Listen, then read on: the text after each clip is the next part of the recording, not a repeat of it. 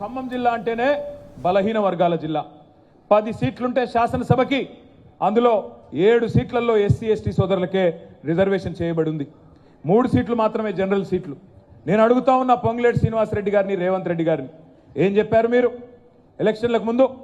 ఇందిరమ్మ ఇండ్లు ఎస్సీలకి ఎస్టీలకి 6 లక్షల రూపాయలు ఇస్తామని చెప్పిన మాట వాస్తవమేనా? ఎక్కడన్నా ఒక్క దళిత సోదరుడికి కానీ, ఒక్క గిరిజన సోదరుడికి కానీ ఖమ్మం జిల్లాలో 6 లక్షల రూపాయలు ఇచ్చారా? ఇంటికి ఇచ్చారా? ఇవ్వలేదా? అసలు రాష్ట్రంలో ఎక్కడన్నా ఇచ్చారా? ఇవాళ సిగ్గు లేకుండా 20 లక్షల ఇల్లు కట్టించిన తర్వాతనే ఓట్లు అడుగుతా అంటున్నావు కదా పొంగులేటి గారు. ధైర్యం ఉంటే మాట మీద నిలబడి నేను అడుగుతా ఉన్నా. ఇంకొక మాట కూడా నేను అడుగుతా ఉన్నా, మీకు అసలు ఇల్లు కట్టే తెలివి ఎక్కడిది? కూలగొట్టడమే తెలుసు మీకు, ఇల్లు కట్టే తెలివి లేదు మీకు. కూలగొట్టడం అనేది తప్ప, విధ్వంసం తప్ప వికాసం తెలవని దండుపాలెం ముఠా మీరు మాట్లాడితే నేను అడుగుతా ఉన్నా, ఇవాళ వ్యవసాయాన్ని విధ్వంసం చేయలేదా మీరు? రైతు ఖాతాలో కేసీఆర్ గారు ఉన్నప్పుడు ఒకసారి కాదు, 2 సార్లు కాదు, 11 సార్లు 73,000 కోట్లు మీరు అడిగే అవసరం లేకుండానే, ఎవ్వడికి దండం పెట్టే అవసరం లేకుండా నాట్లేసే టైం వచ్చిందంటే టింగ్ టింగ్ టింగ్ అని ఫోన్ మోగేది, ఖాతాల్లో డబ్బులు పడేది. ఇవాళ ఉన్నదా పరిస్థితి? రైతు బంధు ఎప్పుడు వస్తుందంటే దేవుడికి కూడా తెలియదు. ఎందుకంటే ఆ దేవుడిని కూడా మోసం చేసిన దౌర్భాగ్యులు వీళ్ళు. దేవుడి మీద ఒట్టేసి రుణమాఫీ కొట్టిన దౌర్భాగ్యపు ప్రభుత్వం కాంగ్రెస్ ప్రభుత్వం. అందుకే నేను అంటా ఉన్నా, వ్యవసాయాన్ని విధ్వంసం చేశారు. కేసీఆర్ గారు ఉన్నప్పుడు పొలం కాడికి ఒక ఫోన్ కొడితే ఆటో ఆయన వచ్చి యూరియా వేసిపోయేది, ఆటో అన్న వచ్చి యూరియా మీ ఇంటికాడ మీ పొలం కాడ వేసిపోయేది. నేను చెప్పేది కరెక్టా కాదా? ఇలా పరిస్థితి ఉన్నదా?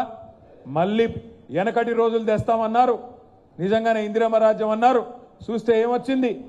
మళ్ళీ వెనకటి రోజులు అంటే మళ్ళీ యూరియా దుకాణాల ముందు చెప్పుల లైన్లు, మరి మళ్ళీ ఒకసారి ఆధార్ కార్డులు పెట్టుకొని దాని మీద రాళ్ళు పెట్టుకొని మళ్ళీ కడుపు కాళ్ళు కాలుతుంటే నడిచిపోయి బువ్వ తినే రోజులు, మళ్ళీ ఆ దుస్థితి మళ్ళీ వచ్చింది. ఒక్క మాట నేను అడుగుతా ఉన్నా, రైతు ఖాతాలో పెట్టుబడి సాయం ఎగ్గొట్టడమే మహాపాపం. మీ మంత్రి గారు చెప్తా ఉన్నాడు పొంగులేటి గారు, భూమి శిస్తు కూడా పెడతాడంటే కొత్తగా. మళ్ళీ భూమి శిస్తు, కేసీఆర్ గారు రద్దు చేసిన భూమి శిస్తును మళ్ళీ పెడతా అంటున్నాడు మీ రెవెన్యూ మంత్రి గారు. వెన్నుముక లాంటి రైతు ముక్కు విండి వసూలు చేస్తా అని చెప్పి నికృష్టంగా మాట్లాడుతూ ఉన్నారు. అందుకే నేను అనేది ఒకటే మాట, ఇవాళ రాష్ట్రంలో ఒక విషయం అందరికీ అర్థమైపోయింది. రైతులైతేనేమి, ఆడబిడ్డలైతేనేమి, యువకులైతేనేమి, పెద్ద మనుషులైతేనేమి, అందరికీ అన్ని విషయాలు అర్థమైనాయి, తేటతెల్లమైనాయి. ఏమంటున్నాం ఈరోజు మనందరం కూడా?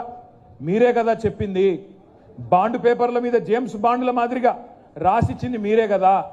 బట్టి విక్రమార్క గారైతే బాండ్ పేపర్ రాసి దేవుడి కాళ్ళ దగ్గర పెట్టి 6 గ్యారంటీలు కార్డులు భద్రంగా పెట్టుకోండి, 3 నెలలు భద్రంగా దాచిపెట్టుకోండి, 99 రోజుల తర్వాత మా వాళ్ళు వస్తారు, కాంగ్రెస్ కార్యకర్తలు వస్తారు, కార్డులు తీసుకుంటారు, అవి చాలా విలువైన కార్డులను బిల్డప్ ఇచ్చాడు. ఇప్పుడు ఎక్కడ పెట్టుకోవాలి కార్డులు? ఎక్కడ పెట్టుకోవాలి మంత్రి గారు? మీ గ్యారంటీ కార్డులు చెప్పమని అడుగుతా ఉన్నా నేను. భద్రంగా పెట్టుకోమంటివి కదా, ఎక్కడ పెట్టుకోవాలా?